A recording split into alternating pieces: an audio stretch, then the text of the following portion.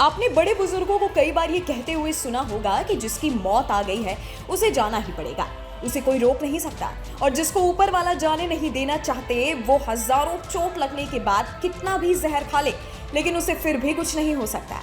ये सारी पंक्तियां ओडिशा रेल हादसे की पीड़ितों के ऊपर लागू होती है। ऐसा न जाने कितनी ही हैरान कर देने वाली चमत्कारिक कहानियां रेल हादसे के दौरान नहीं देखी गई।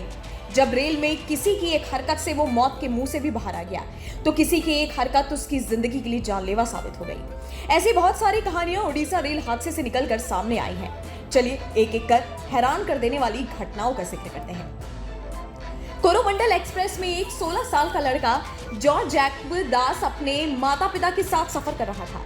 परिवार बेरहामपुर का रहने वाला है। युवक ने हाल ही में मैट्रिक पास किया था। ट्रेन में माता पिता की टिकट B8 में थी और जैकब को B2 में रिजर्वेशन मिला। जैकब के पिता ने जानकारी देते हुए बताया कि हम टीटी से मेरे बेटे की सीट बदलने का अनुरोध करने के लिए कोच B8 जाने वाले थे। मेरी पत्नी ने सुझाव दिया कि रात के खाने के बाद बेटा वहां चला जाए। वो वहीं रुक गया। हमने दुर्घटनाग्रस्त होने की आवाज सुनी और ट्रेन हिलने लगी। जब ट्रेन रुकी और मैं कोच से बाहर आया तो मैंने देखा कि चारों तरफ हाथ पैर बिखरे हुए हैं।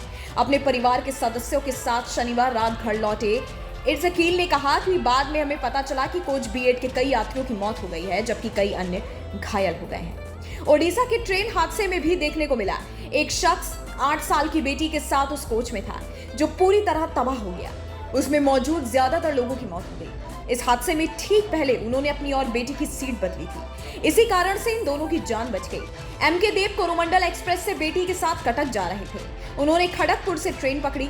उनकी सीट 3rd AC कोच में रिजर्व थी, लेकिन खिड़की के पास नहीं थी। बेटी को विंडो सीट पर बैठना था। पिता ने TC से सीट बदलने की गुजारिश की। TC ने कहा कि अभी विंडो सीट खाली नहीं है, वे चाहे तो किसी अन्य यात्री से रिक्वेस्ट कर सकते हैं। देव ने बेटी की जिद पूरी करने के लिए यात्रियों से गुजारिश की, जिसके बाद अपने कोच से 2 कोच छोड़ तीसरे कोच के 2 यात्री उनके सीट पर बैठने को तैयार हो गए। देव इस तरह बेटी के साथ उस कोच में चले गए, जिसमें हादसे के बाद ज्यादा नुकसान हुआ। इसके कुछ मिनट बाद ही हादसा हो गया। हावड़ा के एक 24 वर्षीय युवक को मृत समझकर बहनागा में एक अस्थायी मुर्दा घर में रख दिया गया। वो वहां पर जीवित पाया गया। लाशों के ढेर में घायल, हाथ के बेहोश, शरीर के कांपने पर उसके पिता ने उसे देखा। वो अड़ गए कि उनका बेटा जिंदा है। जिद ने उनके बेटे विश्वजीत मलिक की जान बचा ली। उसे कोलकाता के SSKM अस्पताल ले जाया गया। डॉक्टरों ने कहा कि उनकी हालत गंभीर है। अगले कुछ दिनों में उसकी कई सर्जरी होंगी। विश्वजीत ने पिता हेलाराम ने बालासोर के लिए एम्बुलेंस में 230 किलोमीटर से ज्यादा की यात्रा की। दुर्घटना के बारे में जानने के बाद हेलाराम ने विश्वजीत को उसके सेलफोन पर कॉल किया। हेलाराम ने एक स्थानीय एम्बुलेंस चालक को बुलाया और उसी रात अपने बहनोई के साथ निकल गए, लेकिन बालासोर में उन्हें विश्वजीत किसी अस्पताल में नहीं मिला। उन्होंने बताया कि एक व्यक्ति ने हमसे कहा कि हमें बहनागा हाई स्कूल में देखना चाहिए, जहां शव रखे गए थे। वहां वो पहुंचे। उन्होंने बताया कि हमें खुद शवों को देखने की अनुमति नहीं थी। कुछ देर बाद किसी ने पीड़ित का दाहिना हाथ कांपते देखा तो हंगामा मच गया। हमने देखा कि हाथ बेहोश विश्वजीत का था। हमने उसे उठाया और एम्बुलेंस से कोलकाता लेकर आए।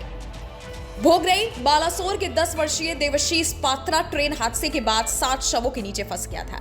उसके माथे और चेहरे पर कई चोटें आईं। शनिवार को ग्रामीणों की मदद से उसके बड़े भाई ने उसे बचा लिया। 5वीं कक्षा के छात्र देवशीष का SCB मेडिकल कॉलेज और अस्पताल के सर्जरी विभाग में इलाज चल रहा है। कोरोमंडल एक्सप्रेस में वो अपने परिवार के सदस्यों के साथ भद्रक जा रहा था। उसने बताया कि मेरे पिता ने भद्रक के लिए कोरोमंडल एक्सप्रेस में टिकट बुक किया था, जहां चाचा और चाची हमें लेने के लिए इंतजार कर रहे थे। वहां से हमने पुरी जाने का प्लान बनाया था। मेरे पिता, माता और बड़े भाई ने यात्रा की योजना बनाई थी और सभी मेरे साथ यात्रा कर रहे थे। शुक्रवार शाम को बालासोर से ट्रेन छूटने के कुछ मिनट बाद मैं अपनी मां के बगल में बैठा था और अचानक एक तेज आवाज हुई, जिसके बाद एक जोर का झटका लगा और सब कुछ अंधेरा हो गया। मैं होश खो बैठा। जब मैंने अपनी आंखें खोली तो मैं भयानक दर्द में था और लाश के ढेर के नीचे फंसा हुआ था।